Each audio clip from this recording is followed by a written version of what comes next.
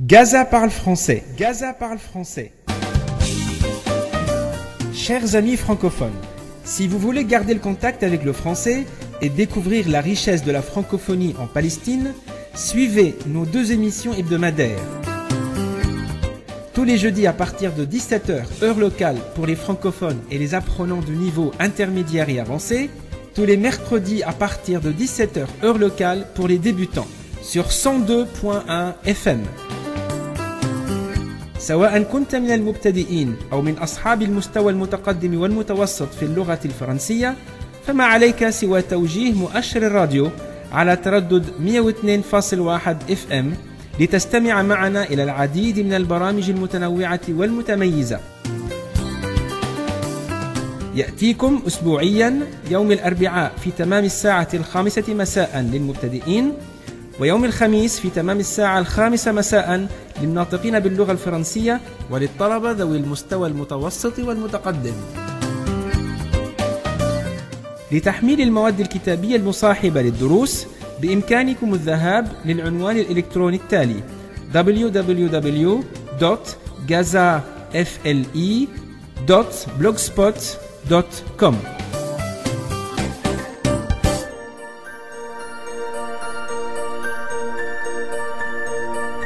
Chers francophones de Palestine et d'ailleurs, bonsoir et merci d'être parmi nous dans votre émission hebdomadaire Gaza parle français.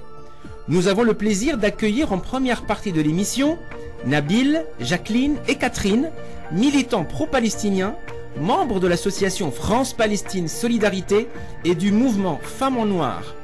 Ils évoqueront notamment les campagnes menées en France pour sensibiliser l'opinion publique française aux violations des droits humains en Palestine occupée. Cette émission a été enregistrée dans les jardins de l'Institut français de Gaza. En deuxième partie d'émission, les professeurs et les élèves du collège de filles Al-Aïchia à Deir el-Balah prendront la défense du prophète Mohammed, paix et salut sur lui, face aux attaques dont il fait régulièrement l'objet. Je vous souhaite une très bonne écoute sur les ondes de la radio éducative sur 102.1 FM. Mesdames et messieurs, chers auditeurs et auditrices francophones, bonsoir et merci d'être à l'écoute de votre émission hebdomadaire Gaza parle français. Aujourd'hui, nous recevons un groupe de Français qui font partie de l'association France-Palestine Solidarité. Ils sont en visite à Gaza, donc on leur souhaite la bienvenue. Bonsoir. Bonsoir. Bonsoir. Bonsoir. Bonsoir. Bonsoir. Voilà, merci d'avoir accepté notre invitation à participer à cette émission. J'aimerais dans un premier temps vous demander de vos premières impressions en arrivant dans la bande de Gaza. Donc je rappelle à nos auditeurs que vous travaillez vous soutenez la cause palestinienne en France. Vous êtes, si j'ai bien compris, donc vous faites partie d'une association, l'association France-Palestine Solidarité. Alors, est-ce que vous, dans un premier temps, vous pouvez nous parler de vos premières impressions en arrivant dans la bande de Gaza, éventuellement faire le lien entre l'image que vous avez avant de venir en France, l'image que vous avez de la bande de Gaza avant de venir à Gaza, et puis l'image que vous en faites de Gaza une fois sur place?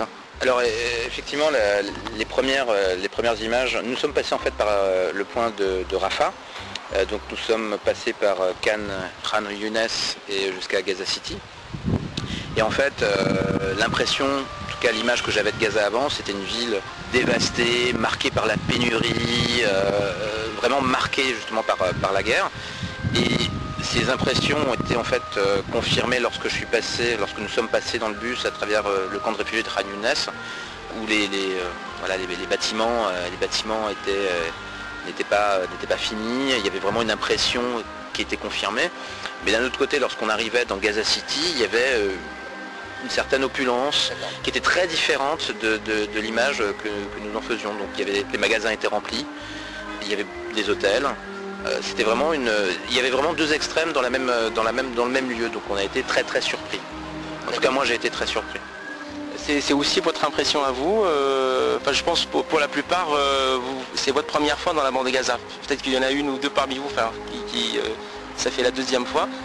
Quelle est votre impression surtout? Parce que dans les médias et puis en tant que membre d'association qui soutient la cause palestinienne en France, vous êtes amené à parler un peu de la situation en Palestine. Est-ce que l'image que vous aviez quand vous étiez en France, des souffrances que vivent les Palestiniens, est-ce que cette image-là, comment il a évolué depuis votre arrivée à Gaza? Nous sommes arrivés hier, donc c'est encore un petit peu frais, les impressions sont encore fraîches, mais comme l'a dit mon camarade Nabil, il me semble que nous avons une image assez misérabiliste en France, parce que nous avons des images au sens propre à la télévision uniquement lors des périodes de guerre, d'agressions terribles, de plomb durci ou de piliers de défense, et là on voit bien sûr des images de destruction. Alors on a tendance à s'imaginer que tous les bâtiments vont être troués de balles ou même de grands trous d'obus. En fait, nous avons vu beaucoup d'immeubles en construction et ça nous fait plaisir que de voir que les Gazaouis ne se découragent pas, qu'ils reconstruisent tout ce qui est détruit au fur et à mesure. Et ça faisait longtemps que nous voulions revenir, enfin pour ma part j'étais venu en 2002 et j'ai essayé plusieurs fois de revenir à Gaza depuis cette époque. Et je n'avais réussi ni par Eretz ni par Rafah. Et grâce au consulat de France qui a bien voulu nous aider pour avoir une coordination, nous avons enfin pu arriver dans la bande de Gaza. J'ai même plaisanté en franchissant le point de contrôle de Rafah, disant c'est presque la terre promise pour nous. Et je suis très contente aussi de retrouver des amis qui ont été assistantes d'Arabes dans la ville de Caen, en Normandie, et dont l'une je ne l'avais pas vue depuis 5 ans et l'autre depuis 2 ans. Et je pense que nous allons approfondir les liens entre notre région et la bande de Gaza. Je m'intéresse plus particulièrement à ce que vivent les femmes dans la bande de Gaza. Je m'intéresse aussi bien sûr au reste de la Palestine, à la Cisjordanie, à Jérusalem. Mais comme la bande de Gaza est la plus soumise au blocus, enfin soumise au blocus, c'est comme si l'occupation durait toujours, bien que officiellement la bande de Gaza soit libérée. Nous apercevons qu'elle est cernée de tous les côtés, par air, par mer et par terre. Et pour ma part, je pense que je vais privilégier les relations avec la bande de Gaza. D'accord, merci. Est-ce que vous pouvez nous parler, disons plus concrètement, de ce que vous faites en France pour la cause palestinienne? Quelles sont vos actions? Qu'est-ce que vous êtes amené à mettre en place, notamment lorsqu'il y a des incursions, des interventions de l'armée israélienne dans les territoires occupés? Bon, je reviens un tout petit peu en arrière pour parler des premières impressions. Je suis assez d'accord pour le moment avec ce qui a été dit par mes camarades de mon groupe. Bon, il faut dire que quand même, relativisons nos impressions, elles sont pour le moment très parcellaires. Hein. On est arrivé hier, il se trouve qu'on loge dans des beaux quartiers de Gaza, on a un magnifique appartement. Et on a vu une ville très vivante hier soir, du point de vue commerçant, du point de vue des jeunes dans les rues, etc. Peut-être qu'on va découvrir aussi des choses qui correspondent un peu plus à l'image qu'on avait avant quand on visitera des quartiers plus populaires.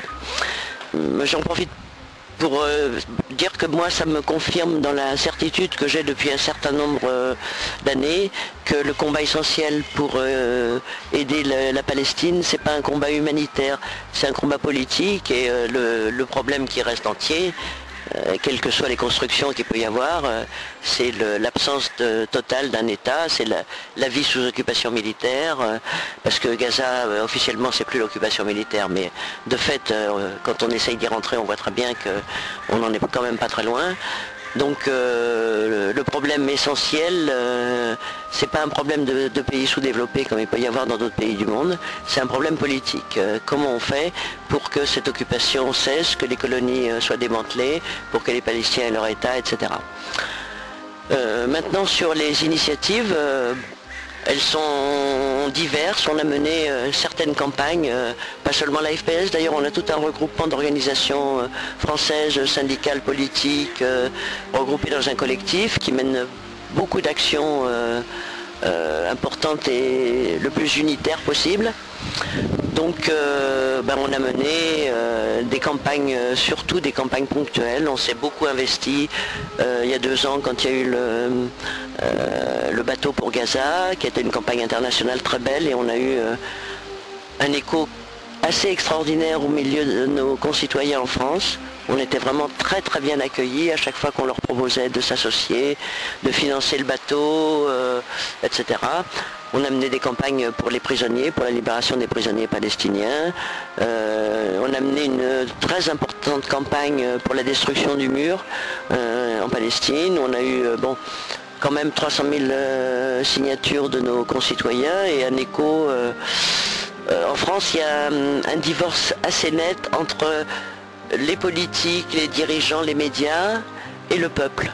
Quand on agit dans les quartiers, dans les marchés, quand on fait signer pour les Palestiniens, surtout dans les quartiers populaires à Paris, on a vraiment un accueil extrêmement favorable. Par exemple, puisqu'on a parlé de ces campagnes-là, la campagne à bateau pour Gaza, on avait un matériel, des cartes postales, des pétitions, etc. Et on faisait signer autour de nous, et notamment dans les marchés, dans les centres sociaux, partout où passe du monde, quoi. Et on avait en général un accueil extrêmement favorable. Ce qui est étonnant aussi, c'est qu'on avait à l'époque ouvert un site pour ramasser de l'argent et qu'on a eu des centaines, des milliers, des dizaines de milliers de chèques spontanés qui sont arrivés de gens qu'on ne connaissait pas, qui ont spontanément décidé d'envoyer de l'argent pour financer ce bateau, par exemple. Bon, voilà un peu nos méthodes, et puis ça, je vous parle de tout l'aspect populaire de notre campagne, mais on essaye aussi d'agir là où les choses se décident vraiment, c'est-à-dire au niveau politique, en essayant de contacter nos élus, nos ministres, en s'adressant à eux, en les interpellant. Notamment, c'est ce qu'on avait fait au moment de la question de l'adhésion de la Palestine à l'ONU.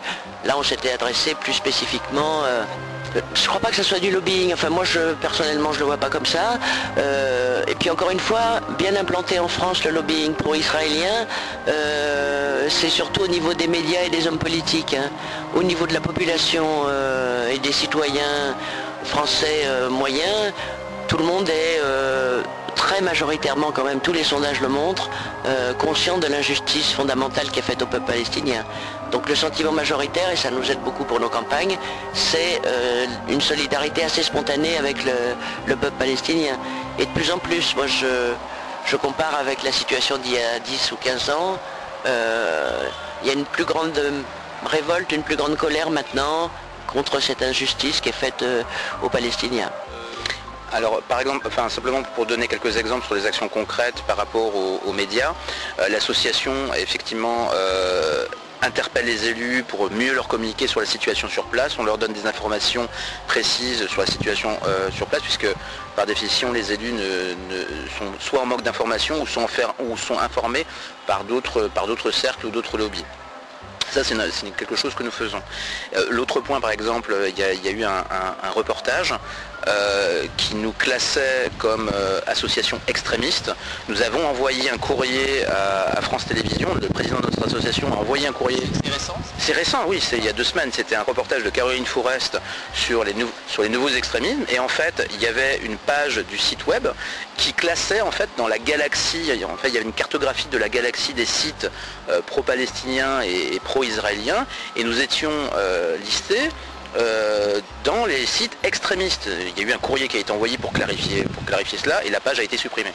Donc il y a des actions qui ne sont pas forcément toujours visibles, mais qui consistent à répondre aux informations qui ne sont pas correctes ou qui ne sont pas justes par rapport à la situation actuelle. D'un autre côté, nous défendons le droit des Palestiniens à leur droit, et nous soutenons une solution pacifique sur la base des frontières de 67, et on soutient les Palestiniens, mais notre discours, on ne demande que la justice aujourd'hui. Et c'est ce qu'on essaie de faire lorsqu'on s'adresse aux personnes sur les marchés, lorsqu'on s'adresse aux politiques, lorsqu'on s'adresse aux journalistes, lorsqu'on s'adresse aux leaders d'opinion, afin de les influencer pour qu'ils soient sensibles à cette cause qui est importante. Alors, une question en rapport avec ce que vous venez de dire. Est-ce que le droit vous paraît bien suffisamment outillé, justement, pour s'imposer comme solution, comme alternative, enfin, pour résoudre le problème palestinien? Est-ce que vous pensez que le droit, en tant que tel, suffit? Vous êtes obligé de passer par d'autres considérations? Le droit, c'est déjà important, parce que le droit actuel n'est pas respecté vis-à-vis des Palestiniens, mais le droit, ça peut évoluer aussi. Si on arrive à prouver que les Palestiniens sont vraiment victimes d'injustice, à le montrer par le menu, lors de campagnes d'explication, par exemple la campagne BDS, boycott des investissements en sanctions, qui a été menée depuis 2005 à l'initiative de la société civile palestinienne et reprise en France. lorsque nous faisons des actions dans les magasins qui vendent des produits des colonies israéliennes en Palestine, c'est assez spectaculaire et je pense que ça emporte l'adhésion, ça fait mieux connaître la cause palestinienne. Nous en avons fait plusieurs en Normandie et d'ailleurs je me suis retrouvée assignée en justice à la suite d'actions tout à fait pacifiques. Les actions traînent parce que il y a un certain flou depuis les nouvelles élections, je suppose, en espérant que le nouveau président sera plus favorable à la cause palestinienne. Nous continuons à mener nos actions, mais il faut observer que quelquefois la bataille au niveau du droit, même du droit déjà existant, est difficile, ce qui n'empêche pas de chercher à le faire évoluer.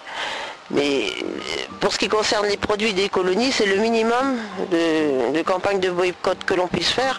Et quand on se limite aux produits des colonies, c'est pour rassembler autour de nous le maximum de gens. Parce que sinon on pourrait aussi dénoncer un tas de choses et boycotter les produits israéliens en général, parce que c'est bien l'État israélien, le gouvernement israélien actuel qui dénie le droit aux Palestiniens, qui dénie les droits des Palestiniens.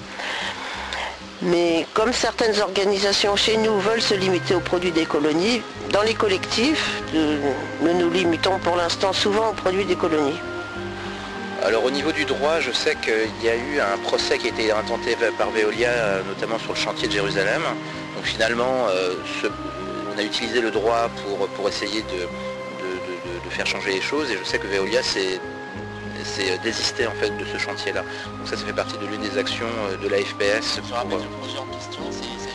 du tramway en fait entre Jérusalem Est et Ouest et les colonies. Donc il y a un double objectif. Ce projet en fait dénie le droit aux Palestiniens sur la base de 67. Et c'est vrai qu'effectivement nous basons beaucoup sur le droit pour le respect des droits. Effectivement, comme l'avait souligné ma camarade, le boycott, il y a en fait des lois en France qui interdisent de boycotter un pays. C'est interdit. On peut être poursuivi. Donc voilà pour ce que je voulais dire sur ces actions. Merci. Est-ce que vous pouvez éventuellement nous faire état des tracasseries ou est-ce que les Sayanim, enfin ce qu'on peut appeler couramment les Sayanim ou les pro-israéliens, quelles sont les actions qui sont entreprises contre vous, contre les sympathisants de la cause palestinienne en France? On a parlé tout à l'heure des lynchages médiatiques et puis du fait que parfois vous êtes classés comme étant extrémistes, etc. Est-ce qu'il y a d'autres types d'actions qui sont entreprises à votre rencontre pour vous empêcher de faire votre travail, pour vous décrédibiliser vis-à-vis de l'opinion française? Oui, malheureusement, on veut nous faire passer pour antisémites, ce que nous ne sommes pas du tout. Nous estimons que c'est plutôt l'État israélien qui dessert, qui renforce l'antisémitisme dans le monde par son comportement extrémiste et quasiment terroriste. Désolé de le dire de cette façon, mais on voit de quel côté se trouve le plus grand nombre d'assassinats aveugles. On peut, bien sûr, on peut ne pas être d'accord avec la lutte armée des Palestiniens, ce que je conçois tout à fait, mais comparons le nombre de morts de part et d'autre à chaque fois. Et les bombardements sont encore bien plus aveugles que les tirs de roquettes et tuent beaucoup plus de monde. C'est un peu cru ce que je dis, mais c'est la vérité quand même. Oui, tout à fait, comme l'avait dit ma camarade, on n'est pas, on n'est pas victime soit d'une brimade, ou c'est beaucoup plus d'une brimade ou de quelque chose d'organisé, c'est pour nuire en fait à notre discours et à la clarté de notre discours, parce que nous avons un discours qui est clair, qui n'a pas d'ambiguïté, on veut simplement le respect du droit international, nous voulons le respect des droits des Palestiniens en parfait accord avec le droit international, mais effectivement, le sentiment d'antisémitisme, l'instrumentalisation de ce fléau est faite et on nous attaque jamais sur des comment dire, on nous attaque toujours de manière détournée ou utiliser une autre, notamment simplement lors de la mort de Stéphane Hessel, le CRIF, qui est le Conseil représentatif des institutions juives de France, a publié une lettre ouverte d'un goût assez douteux sur la mort de Stéphane Hessel, sans en diminuant le travail qu'il avait fait notamment en tant que secrétaire pour la rédaction des droits de l'homme et notamment son combat pour la Palestine. Et nous, je sais qu'il y a une réponse de la part de l'association, c'est-à-dire qu'à partir du moment où il y a une attaque ou une communication qui est faite sur des bases qui nous semblent non fondées, en tout cas non transparentes, où il y a une instrumentalisation, nous communiquons de manière claire là-dessus. Et nous, c'est notre seule manière, enfin c'est pas notre seule manière, mais c'est une manière de lutter contre ce discours et contre ces manipulations médiatiques. Oui, je rajoute juste un petit mot sur quelques exemples. À chaque fois qu'un colloque est organisé en France, dans une faculté ou à Normal Sup récemment, il y a des pressions terribles qui sont faites pour que ces colloques qui posent la question du droit en Palestine soient interdits. Ça a été le cas récemment à l'école normale supérieure où les pressions sur la directrice ont été telles qu'elle a décidé d'interdire ce colloque. Ça vient d'être le cas dans une université à Montpellier, je crois. Mais finalement, ça se retourne plutôt dans le sens contraire. Par exemple, le colloque qui avait été interdit à Normal Sup, il s'est élevé à partir de cette interdiction une telle protestation des universitaires que on a organisé la semaine suivante une protestation au Panthéon contre cette décision de la directrice de Normal Sup, et il y avait 10 fois plus de monde à cette protestation que ce qui aurait été rassemblé au colloque à Normal Sup, notamment avec la présence de Stéphane Hessel, de tout un tas de personnalités comme ça qui nous ont complètement appuyés dans cette situation. Donc finalement, ces entraves à la liberté d'expression, à la suite de pression du CRIF, sont, de leur point de vue à eux, je pense, complètement contre-productives, et ils apparaissent comme finalement des censeurs qui empêchent les gens de s'exprimer normalement. Et je crois qu'il y a une certaine évolution là. Moi je viens d'organiser un truc dans ma mairie du 19e qui est un arrondissement avec une très très forte présence de juifs assez extrémistes et qui ont fait des pressions terribles sur la mairie, des communiqués, des articles de presse, etc. Et finalement ils ont perdu et le maire a décidé de maintenir l'exposition sur les Bédouins du Negev et ça a été un grand succès, etc. Donc je pense qu'ils ont de plus en plus de difficultés au niveau du CRIF est encore plus extrémiste la LDJ, parce que le communiqué de la LDJ après la mort de Stéphane Hessel, c'est quelque chose de monstrueux. C'est un antisémite vient de mourir à Champagne. Faut quand même oser dire des choses comme ça en parlant de Stéphane Hessel. Finalement, je crois que c'est très très contre-productif pour eux et que ça renforce plutôt notre combat à nous, quoi. Simplement pour ajouter cet élément-là, c'est que effectivement, on a senti et on sent, comme l'avait dit ma camarade, un revirement de l'opinion publique sur la question palestinienne. C'est qu'effectivement, lorsqu'on communique, lorsqu'on répond à ces attaques, on ne voit pas le résultat tout de suite, mais au final, sur une plus longue échelle, on sent qu'il y a vraiment un basculement de l'opinion publique française, et le fait qu'il y ait un État palestinien et le respect du droit, il y a eu des sondages qui ont été faits récemment, il y a une adhésion forte, alors qu'il y a 20 ans ou il y a 30 ans, c'était beaucoup plus difficile et beaucoup plus délicat. Donc on arrive justement à basculer, à faire changer les opinions, mais ça prend beaucoup de temps. Écoutez, merci infiniment d'avoir accepté de participer à cette interview. Donc je vous souhaite bon séjour dans la bande de Gaza et puis au plaisir de vous retrouver sur les ondes de la radio éducative sur 102.1 FM. À présent, je vous laisse avec les professeurs et les élèves du collège de filles Al-Aïchi à Der el-Balah qui prendront la défense du prophète Mohammed, paix et salut sur lui, face aux attaques dont il fait régulièrement l'objet. Je vous souhaite une très bonne écoute sur les ondes de la radio éducative sur 102.1 FM.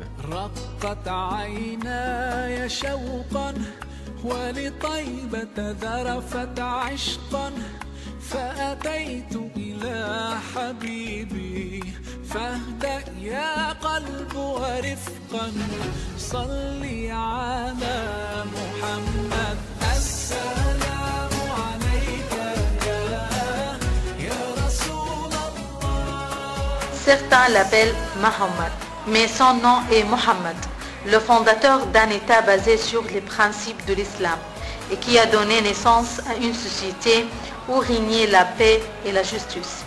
Son souvenir y vivant dans toutes les mosquées, dans tous les cœurs de musulmans. Notre programme d'aujourd'hui est spécial. Il porte sur un homme célèbre, un homme dont George Bernard Shaw a dit « l'homme le plus grand de tous les temps ». On va parler d'un homme honnête, fidèle, généreux, courageux, patient, clément, modeste en toutes circonstances. Je commence par saluer notre invité, M. Rami Fayyad, l'inspecteur de la langue française au ministère de l'Éducation à Gaza. Bonjour, monsieur. Bonjour. Tout d'abord, comme vous le savez, c'est devenu à la mode d'insulter et de caricaturer notre prophète Mohammed sallallahu alayhi wa sallam. Et malheureusement, ce n'est pas la première fois que le prophète Mohammed sallallahu alayhi wa sallam est victime de diffamation par le tandem américano-sioniste. Souvenez-vous des versets sataniques de Salman Rushdie, en passant par la caricature de Noise, enfin le film américain. Comment vous réagissez face à toutes ces attaques en tant que musulman et en tant que citoyen arabe? Écoutez, d'abord, je vous remercie infiniment de m'avoir invité pour intervenir notamment sur ce sujet-là.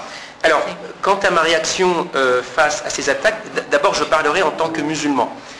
Parce que le prophète Mohammed, paix et salut soit sur lui, a été chargé d'une mission auprès de l'humanité entière. Et donc je parlerai avant tout en tant que musulman. Quant à ma réaction face aux attaques gratuites contre le prophète Mohammed sallallahu alayhi wa sallam, c'est le dégoût, et l'incompréhension. Parce que j'estime que diffamer quelqu'un de la sorte n'est pas digne d'une civilisation, d'une société qui inscrit sa démarche de diffamation dans le cadre de la liberté d'expression. Je ne pense pas que la liberté d'expression peut tout justifier.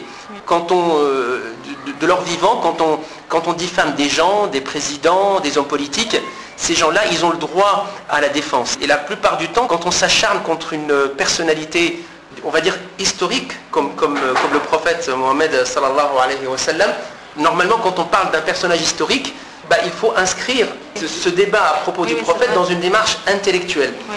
C'est-à-dire il faut convoquer des experts, des gens qui connaissent vraiment l'histoire du prophète sallallahu alayhi wa sallam pour parler de lui. Oui. Mais formuler une opinion, formuler des attaques contre ce personnage-là, des attaques d'ailleurs sans fondement, parce qu'on lui attribue toutes sortes de caractéristiques, toutes sortes de, on va dire, de défauts qui sont contraires ou qui contredisent ce que les historiens, ce que des experts ont relaté de la vie de ce grand prophète sallallahu alayhi wa sallam. Et donc, je pense que ces attaques gratuites partent d'une seule intention, c'est la critique du musulman, la critique de l'islam. Parce qu'il faut regarder où c'est les médias comme Charlie Hebdo, comme des journaux danois, qui critiquent ou qui attaquent, qui diffament le prophète Mohammed.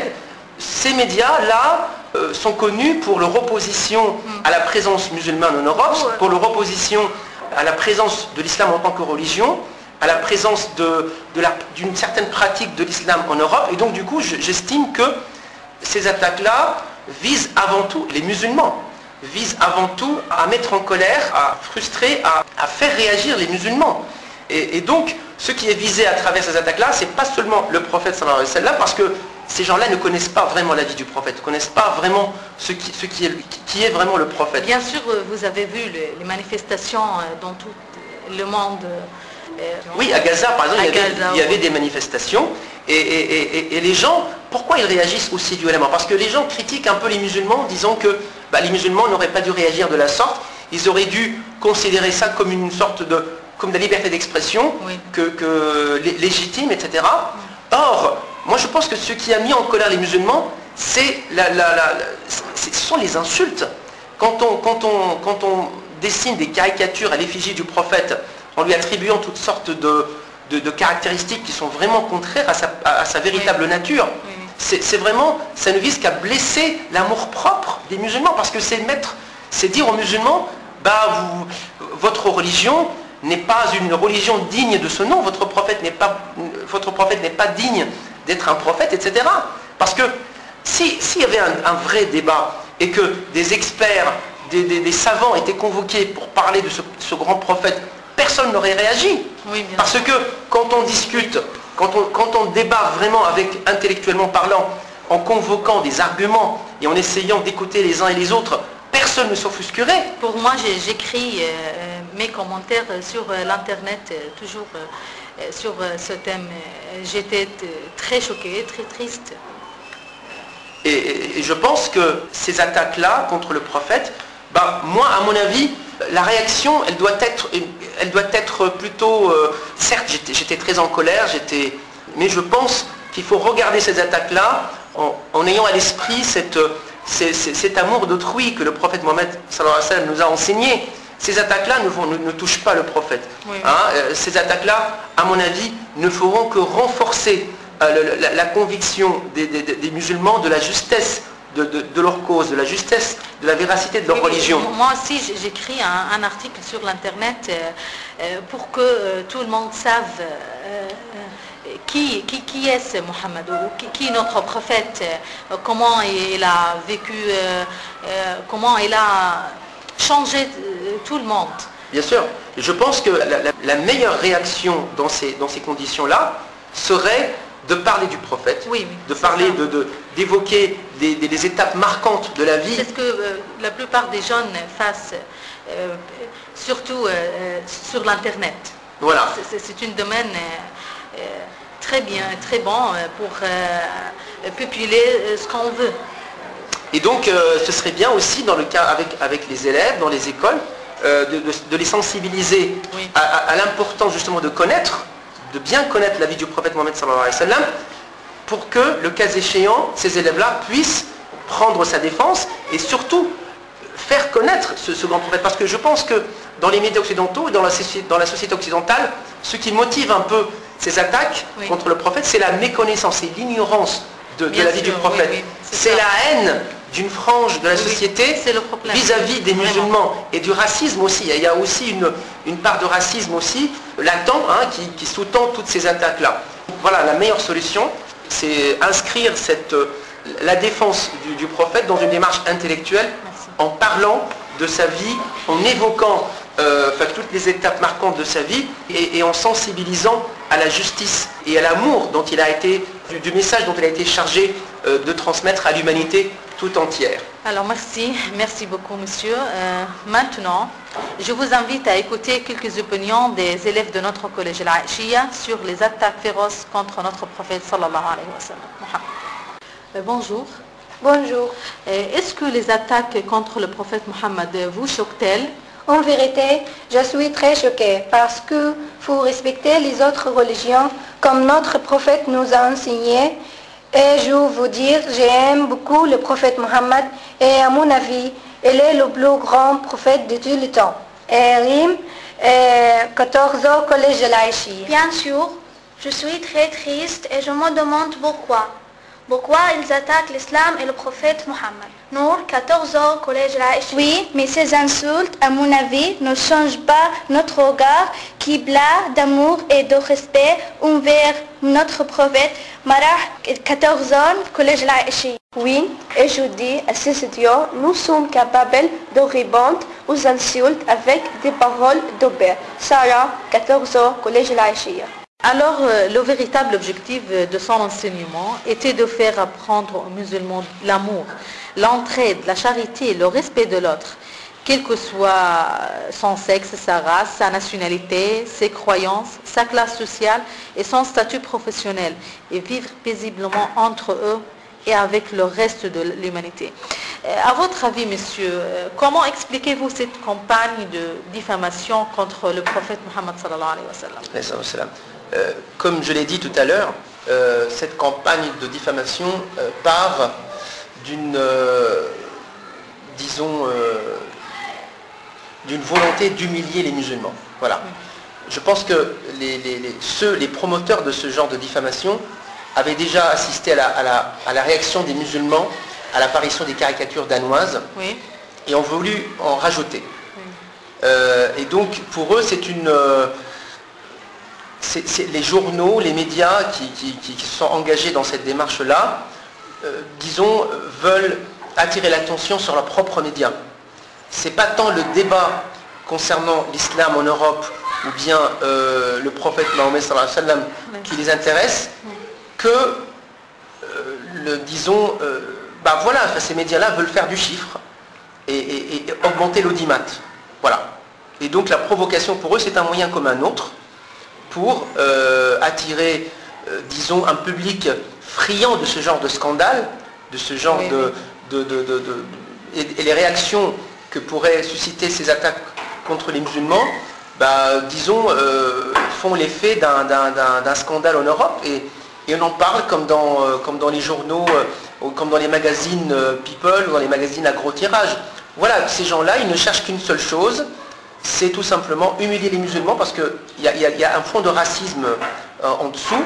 Et d'ailleurs, les journalistes qui sont à l'origine de les caricaturistes qui sont à l'origine de ce genre de campagne sont très connus en Europe pour leur opposition raciste à l'égard de l'islam et des musulmans. Merci beaucoup. Je remarque aussi que de nombreux historiens, des écrivains, des orientalistes, chefs d'État sont unanimes sur le fait que le prophète Mohammed est le plus grand homme dans tous les temps. Alors, c'est eux qui disent ça et qui sont... Bien sûr, oui, je suis tout à fait d'accord avec toi, parce que quand on lit des ouvrages et des œuvres dignes de ce nom, rédigées par des orientalistes européens très très connus, voire un poète comme Victor Hugo, par exemple, voir le... Oui, il défend le prophète Mohammed. Voilà, il y a des... Même l'Occident. Et donc, il suffit de cliquer sur Internet et de consulter des ouvrages avec disons des auteurs européens, français notamment, qui racontent un peu l'histoire du prophète, la vie du prophète sur les meilleurs jours. Oui. Alors maintenant, je vous invite à écouter le texte célèbre de l'écrivain français Lamartine sur le prophète Mohammed, écrit en 1854. Jamais homme ne se proposa volontairement ou involontairement un but plus sublime, puisque ce but était surhumain. Saper les superstitions interposées entre la créature et le Créateur, rendre Dieu à l'homme et l'homme à Dieu, restaurer l'idée rationnelle et sainte de la divinité dans ce chaos de Dieu matériel et défiguré de l'idolâtrie. Jamais homme n'entreprit avec de si faibles moyens une œuvre si démesurée aux forces humaines, puisqu'il n'a eu dans la conception et dans l'exécution d'un si grand dessein d'autres instruments que lui-même et d'autres auxiliaires qu'une poignée de barbares dans un coin du désert. Enfin, jamais homme n'accomplit en moins de temps une si immense et si durable révolution dans le monde, puisque, moins de 2 siècles après sa prédication, l'islamisme, prêché et armé, régnait sur les 3 Arabies, conquérait à l'unité de Dieu la Perse, le Khorassan, la Transoxiane, l'Inde occidentale, la Syrie, l'Égypte, l'Éthiopie, tout le continent connu de l'Afrique septentrionale, plusieurs des îles de la Méditerranée, l'Espagne et une partie de la Gaule. Si la grandeur du dessein, la petitesse des moyens, l'immensité du résultat sont les 3 mesures du génie de l'homme, qui osera comparer humainement un grand homme de l'histoire moderne à Mahomet? Les plus fameux n'ont remué que des armes, des lois, des empires. Ils n'ont fondé, quand ils ont fondé quelque chose, que des puissances matérielles écroulées souvent avant eux. Celui-là a remué des armées, des législations, des empires, des peuples, des dynasties, des millions d'hommes sur un tiers du globe habité. Mais il a remué de plus des autels, des dieux, des religions, des idées, des croyances, des âmes. Il a fondé sur un livre dont chaque lettre est devenue loi, une nationalité spirituelle qui englobe des peuples de toute langue et de toute race, et il a imprimé pour caractère indélébile de cette nationalité musulmane la haine des faux dieux et la passion du Dieu un et immatériel. Ce patriotisme vengeur des profanations du ciel fut la vertu des enfants de Mahomet. La conquête du tiers de la planète à son dogme fut son miracle, ou plutôt, ce ne fut pas le miracle d'un homme, ce fut celui de la raison. L'idée de l'unité de Dieu, proclamée dans la lassitude des théogonies fabuleuses, avait en elle-même une telle vertu qu'en faisant explosion sur ses lèvres, elle incendia tous les vieux temples des idoles et alluma de ses lueurs un tiers du monde. Philosophes, orateurs, apôtres, législateurs, guerriers, conquérants d'idées, restaurateurs de dogmes rationnels, d'un culte sans image, fondateurs de 20 empires terrestres et d'un empire spirituel, voilà Mahomet. À toutes les échelles où l'on mesure la grandeur humaine, Quel homme fut plus grand? Enfin, on va terminer notre programme par ces participations de mes élèves des classes de 9e et de 7e. La première est un poème intitulé Victor Hugo chante le prophète Mohammed sallallahu alayhi wa sallam. La deuxième, quelques exemples de paroles du prophète Mohammed sallallahu alayhi wa sallam. Il marchait en rendant ou passant leur salut. Grave, il ne faisait plus à personne un reproche. Il avait le front haut, la joue impériale, le sourcil, l'œil profond et diligent, le cou pareil au cou d'une amphore d'argent. Écoutait en silence et parlait le dernier. Sa bouche était toujours en train d'une pierre. Il mangeait peu, serrant sur son ventre une pierre. Il s'occupait de lui-même à traire ses brebis. Il s'asseyait à terre et cousait ses habits. Il jeûnait plus longtemps qu'autrui les jours de jeûne. Ils marchaient en rendant ou passant leur salut. Grave, il ne faisait plus à personne un reproche. Il avait le front haut, la joue impériale, le sourcil, l'œil profond et diligent, le cou pareil au col d'une amphore d'argent. Écoutait en silence et parlait le dernier. Sa bouche était toujours en train d'une prière.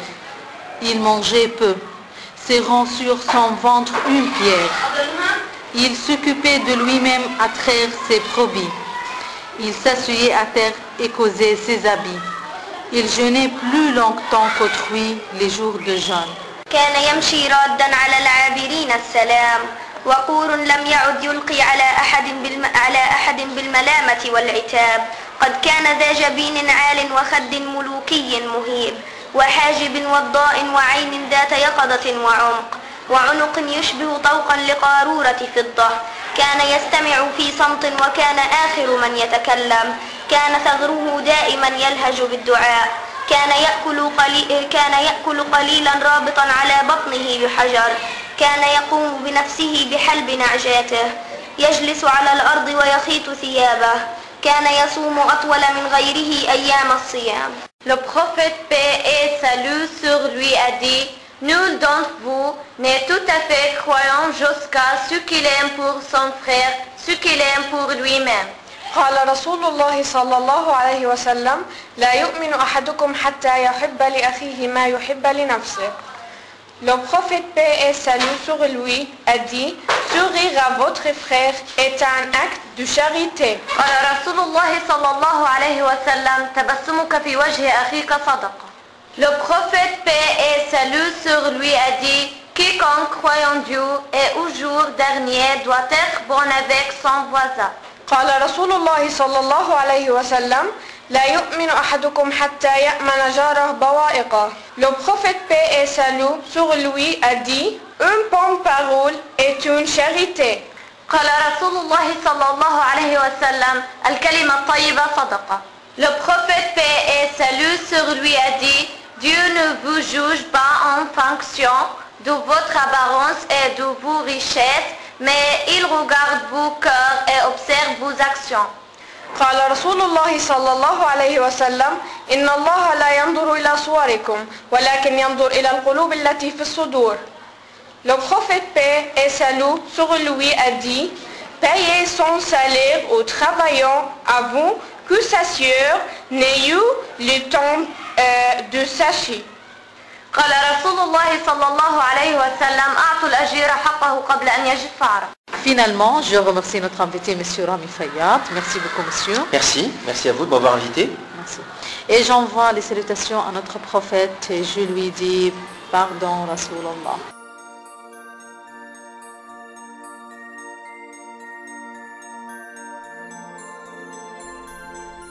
Notre émission touche à sa fin.